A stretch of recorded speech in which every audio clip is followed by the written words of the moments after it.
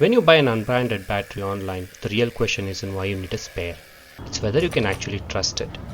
This 48-volt battery arrived unbranded, lightweight, and completely dead. So let's see if this is usable or just another online gamble. I'm going to check 3 things. Does it charge properly? Does it fit and lock in correctly? And does it perform like the original battery in real use? This is how the battery arrives. No branding, no fancy packaging, just a cardboard cover and a 48-volt label.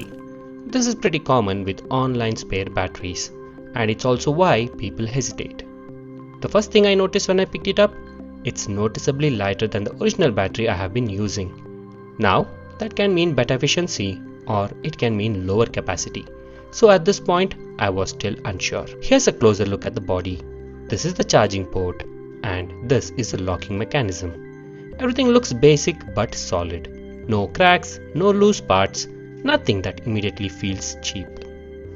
Before using it, I wanted to see if there was any charge left.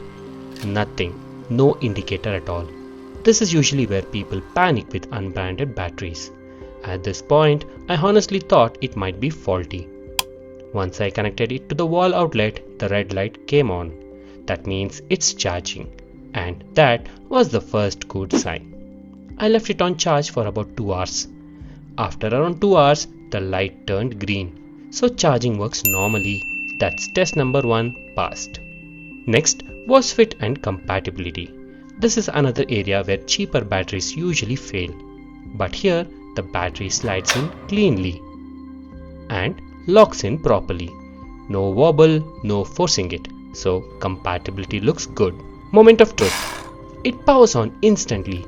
No delay, no error. Now back to actual use. Same job, same pressure washer. So far, it feels no different from the original battery. No power drop, no inconsistency. And during use, I honestly forget that this is unbranded. Even while using it, the battery still feels lighter in hand. But in terms of performance, I don't notice a downside so far. Based on my usage, I'm expecting around 30 to 45 minutes of backup. I'm not chasing maximum runtime. I just want enough power to finish what I start. So, can you trust an unbranded 48-volt battery like this? So far, I don't see any red flags. It charges properly, it fits correctly, and it performs like the original battery in real use. Long-time reliability will tell the full story. But as a spare battery, this one earns my trust.